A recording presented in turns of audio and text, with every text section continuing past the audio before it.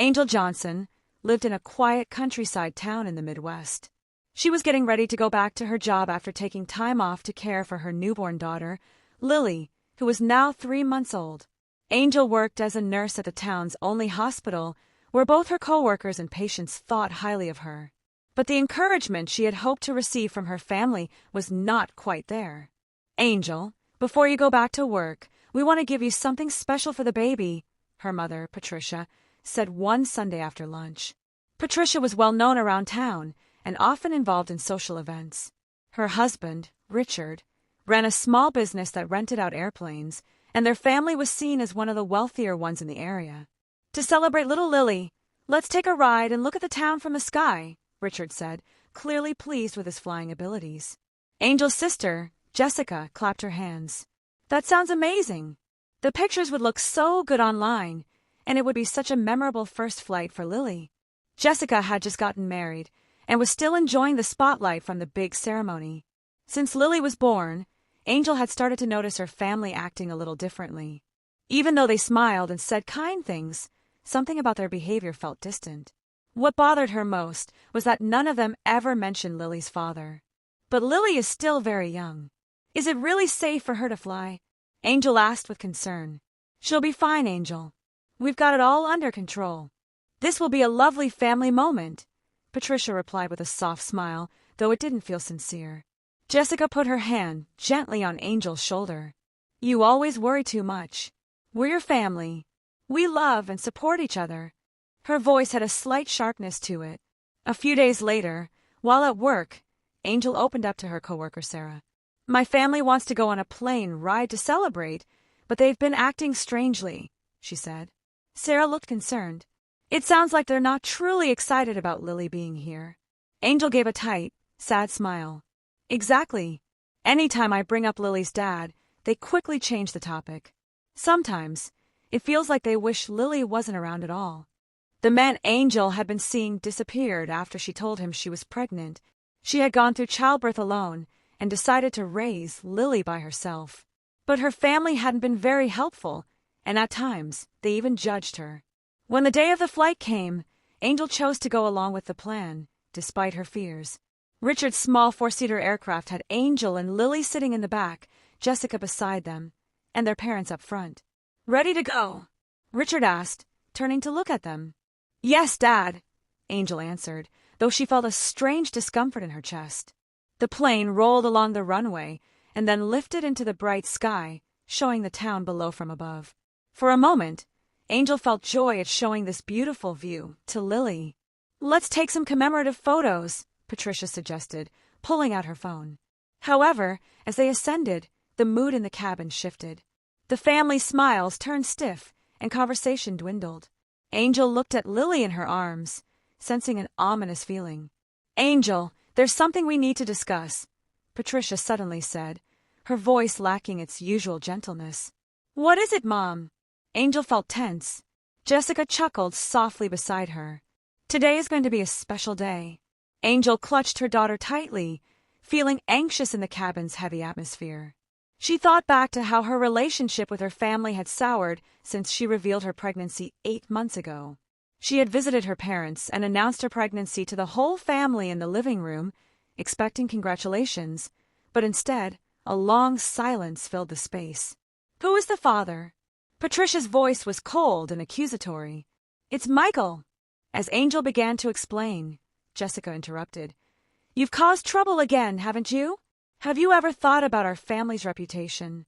Richard ignored Angel, focusing on his newspaper. "A single mother, huh? Do you realize how people will view us in this town?" Angel was crushed by their reaction. She had hoped for support and understanding but received only cold stares and harsh words. As Jessica's wedding approached, the disparity in their parents' attitudes became stark. Patricia consulted Jessica daily about wedding plans, while Angel's pregnancy was treated like a family disgrace. On the wedding day, Angel attended, visibly pregnant, and was seated in a corner, excluded from family photos. "If you're in the pictures, my dress won't stand out," Jessica said coldly. "I don't want your condition in the photos." Angel watched her sister's wedding from a distance, holding back tears. During speeches, Richard and Patricia praised Jessica as their pride, ignoring Angel completely. As her due date neared, Angel felt increasingly isolated. When labor pains started, she went to the hospital alone. Her colleague Sarah rushed to her side, but no one from her family showed up. "Did you call your mother?" Sarah asked, concerned. "I did, but she said there's a church gathering today," Angel replied with a bitter smile. The day after Lily was born, Patricia finally visited the hospital, but her reaction was cold. "What a cute baby," she said flatly. "But I worry about her future. She doesn't even have a father." Angel felt hurt by her mother's words. "I'll raise her with all my heart and keep working at the hospital." "That will be difficult," Patricia replied coldly. "But that's your choice." The family's attitude changed dramatically when Angel considered returning to work. 3 months ago, a family meeting was held at Richard's aircraft rental company.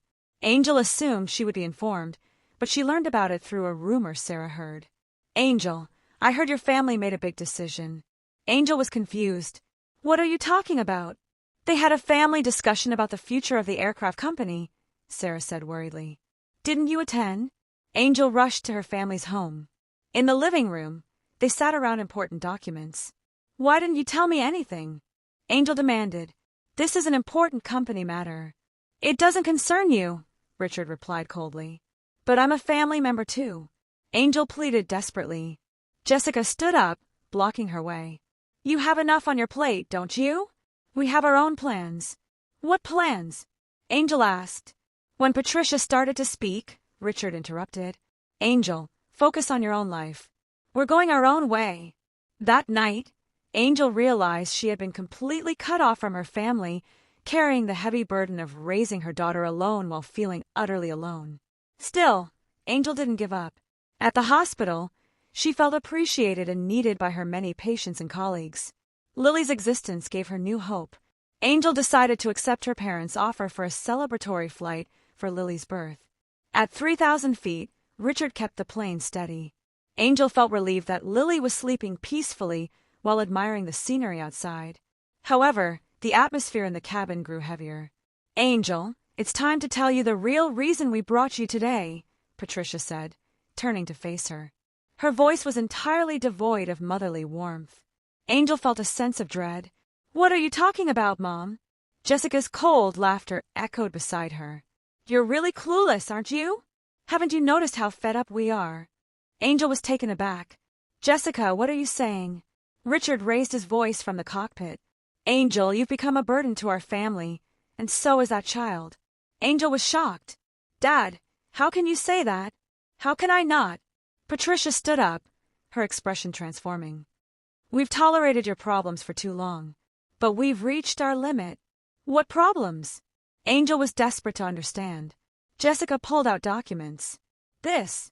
We know you've been investigating our company." Angel gasped at the sight of the documents, which contained records of her father's fraudulent activities.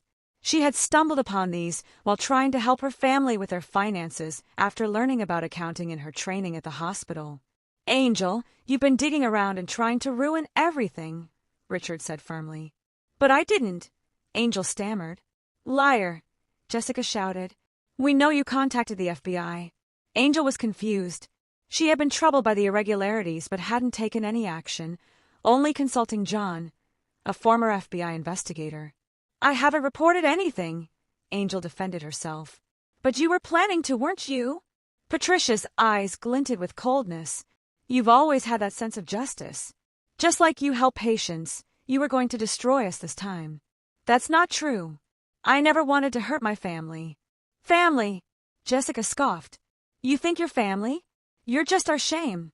Angel held Lily tightly. "Lily hasn't done anything wrong. I'm doing my best." "Your best? Is that sending us to jail?" Patricia approached Angel threateningly. Angel felt a fear she had never known. "Mom, please calm down. Let's talk this out. There has to be a solution." But Patricia's expression was icy. "There is a solution, Angel. A very simple one." Richard began to ascend the aircraft. "It's time to resolve this." "Dad, what are you doing?" Angel's voice quivered with fear. Jessica stood and faced Angel. "You've always interfered, always trying to be the good one and make us look bad." "That's not true," Angel shouted. "It is true." Jessica's voice rose. You monopolized our parents' love, and now you're trying to frame us as criminals. Patricia exploded. We don't need your child. Angel was stunned. Her mother's face twisted with hatred. This child is just a stain on our family. Having a baby without knowing who the father is. You're ruining our reputation, Patricia continued. And you're the same to us. You're an unnecessary burden. Angel held back tears, clutching her daughter. Mom, how can you say such things? Cruel! Jessica laughed. You're the cruel one, trying to destroy our peaceful lives. Jessica's laughter echoed coldly. The nuisance should disappear. Angel was horrified. Her sister's laughter was now filled with malice, a stark contrast to her innocent laughter from childhood. Stop it, Jessica. Please. Angel pleaded, but Richard stood, declaring it was time for a decision. He approached the cabin door. Angel understood his intentions and was paralyzed with fear. Dad, you can't mean that. Can I? Patricia said coldly. This will solve all our problems. You and that child will no longer bother us. Richard reached for the door's safety latch. Angel, you've never understood family ties. Ties! Angel shouted through her tears. This is what you call ties? Yes, Jessica replied. Real family members protect each other. But you tried to betray us. Angel struggled to resist as Patricia and Jessica held her down. Mom, Dad, please. Lily hasn't done anything wrong. Just me is enough. Patricia's expression remained unchanged.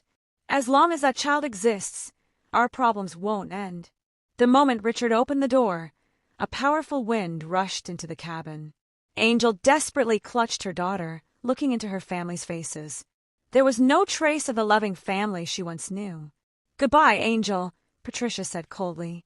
The nuisance must disappear, Jessica echoed with laughter.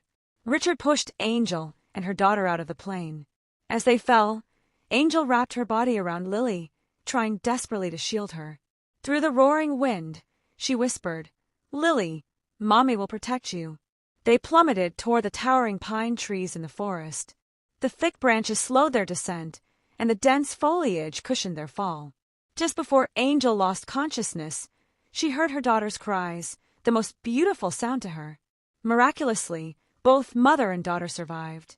The forest patrol noticed the smoke and quickly initiated a rescue.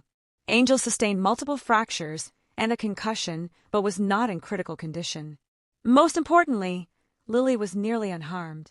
When Angel awoke in the intensive care unit at St. Mary's General Hospital, the first thing she saw was her daughter Lily's peaceful face in the crib beside her. Nurse Margaret gently said, Miss Johnson, you've regained consciousness. Your daughter is fine, thanks to your bravery. Angel tried to sit up, her body aching, but she couldn't move properly due to her injuries.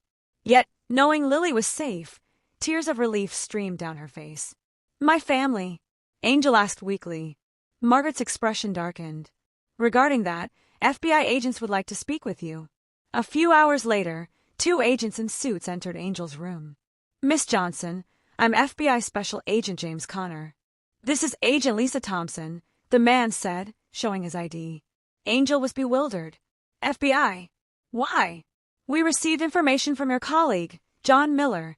Agent Thompson explained about the financial irregularities Angel had discovered. Angel recalled consulting John, a former FBI investigator, about her father's company's anomalies. Mr. Miller sensed you might be in danger from your family, Agent Connor added. But I hadn't made any decisions, Angel said softly. Miss Johnson, the evidence you uncovered is just the tip of the iceberg. Agent Thompson opened a file. Montgomery Air Service, your father's business, has been committing tax evasion and insurance fraud for the last 15 years. Angel was stunned. 15 years? Yes. They created fake accident reports to illegally collect insurance payouts and grossly underreported income, evading millions in taxes, Agent Connor detailed. Your sister Jessica was deeply involved as well, handling document forgery and money laundering. Angel felt dizzy. But why did they want to kill you? Agent Thompson finished her question. Because you discovered evidence and posed a threat to them. Just then, John Miller entered, relief washing over his face. Angel, thank goodness you're safe. John, you were right to worry, Angel said gratefully. Mr. Miller alerted us about your situation, Agent Connor explained. We were monitoring your family's movements for your safety. Angel was taken aback. Monitoring? Yes, we were tracking the flight yesterday, Agent Thompson revealed. But we didn't expect them to actually carry out a murder. We apologize for the delay. And here's something important, Agent Connor continued. Your family is currently in a state of panic after hearing the news. At that moment, Angel's phone rang. It was her mother, Patricia. With trembling hands, Angel answered. Angel, is that you? Patricia's voice was distraught. The news said you're alive. Mom, Angel replied coldly. Please listen to me, Patricia begged through tears. We lost our minds. I love you. Angel felt a mix of anger and sadness. The agents encouraged her to continue the call. Love me. Angel's voice was filled with frustration. After you pushed me and Lily out of a plane, that was temporary madness. Due to stress, we couldn't think clearly, Patricia insisted, desperately making excuses. Richard's voice came through the phone. Angel, let's talk as a family. We can resolve this. Angel laughed bitterly. You wanted me to fall and die. No, Jessica interrupted. We just meant to scare you. Scare me. Angel raised her voice. You said you didn't need my child and that the nuisance should disappear. Silence filled the line. Agent Connor placed a comforting hand on Angel's shoulder. That's enough. We have enough evidence now. Angel was about to hang up when Patricia spoke again. Please don't tell the police. We truly regret what happened. We can be a good family from now on. It's too late, Mom, Angel replied quietly. When you stopped treating me like family, everything ended. Angel, wait. Patricia's voice echoed in vain as Angel hung up. Agent Thompson explained. This call recording will serve as critical evidence. They essentially confessed to the crime. What happens now? Angel asked. Arrest warrants have already been issued for your family for attempted murder, tax evasion, insurance fraud, and money laundering, Agent Connor replied. Our team should be arresting them right now. Indeed, at that moment, armed FBI agents raided the Montgomery home. Richard, Patricia, and Jessica were handcuffed and taken away, bewildered and desperate. Miss Johnson, you and your daughter will be eligible for the Witness Protection Program, Agent Thompson informed her. We will ensure your safety until the trial concludes. Angel looked at her daughter, realizing that although her family's betrayal had deeply wounded her, it had also set her free. She would no longer be bound by their expectations or criticism. I will testify, Angel declared with firm determination. For justice and for my daughter. John squeezed her hand. You're a strong woman, Angel. You'll get through this. A few hours later, news outlets covered the Montgomery family's arrest extensively. The story of betrayal and survival captured the attention of the nation. Local aircraft rental owner Richard Montgomery and his family were arrested for attempting to push his daughter and granddaughter out of a plane. Angel felt a mix of emotions watching the news from her hospital bed. She hadn't sought revenge. She had simply done what was right. Mommy, she spoke to Lily, from now on, let's live with people who truly love us. Lily responded by moving her tiny hand, as if understanding. 6 months passed, and Angel and Lily's story became national news. Headlines like Brave Single Mother Protects Her Daughter and a woman's story of overcoming family betrayal filled newspapers and magazines, and thousands of letters and donations poured in from across the country. The kindness of strangers renewed Angel's faith in humanity. The trial attracted significant attention, with packed courtrooms and extensive media coverage. Angel, taking the witness stand, recounted the events with quiet conviction. I love my family, she said, looking at the jury. However, they chose to protect their crimes instead of safeguarding my daughter and me. The family in the defendant's seats appeared to have lost all dignity. Richard looked down, haggard, while Patricia occasionally sobbed. Jessica occasionally glanced at Angel, regret evident in her eyes. The defendants were sentenced to 20 to 25 years in prison for systematic tax evasion, insurance fraud, and the attempted murder of Angel and her infant daughter. As the judge pronounced the sentences, Patricia stood and shouted, Angel, please forgive us. Angel left the courtroom without looking back. After the trial, Angel returned to her job at the hospital, greeted warmly by her colleagues and respected by her patients for her resilience. John, the former FBI investigator, became her closest friend. "You did great," he said in the break room. "Little Lily must be proud of you." Now 9 months old, Lily was a healthy and lively baby, spending time in the hospital daycare with the children of the staff. Angel's heart swelled with joy as she watched Lily grow, loved and supported by many. A year after the incident, Angel received unexpected news. Donations from across the nation had far exceeded expectations. "With this much, you can secure funds for Lily's college education," Mrs. Davis explained. "And if you want, you could also pursue an advanced degree in nursing." Angel felt overwhelmed with gratitude. "How can I repay everyone's kindness?" "Living happily is the best way to show your appreciation," Mrs. Davis smiled. Now working as a specialized pediatric nurse at the hospital, Angel's experiences became a source of encouragement for patients and families facing difficulties, particularly victims of domestic violence and those with family issues. As Lily began to walk, she was adored by the hospital staff. While her biological grandparents were incarcerated, many at the hospital became her surrogate family. Nurse Margaret called herself Grandma Lily, and John was Uncle John, supporting their lives together. "I learned that family isn't just about blood, but about the connections formed through love and support," Angel shared in a newspaper interview. "Lily and I have a wonderful family now. They truly care about us." On a sunny weekend afternoon, Angel strolled through the hospital garden with Lily, listening to her daughter's laughter and feeling a sense of peace. Though the past wounds hadn't fully healed, her hope for the future was far greater. "Lily, Mommy and you are very happy," Angel said. "And surrounded by our real family, we will continue to live strong." Looking up at the clear blue sky, Angel smiled, vowing to embrace her new life. Now free from the chains of familial expectations, endless possibilities lay ahead for them.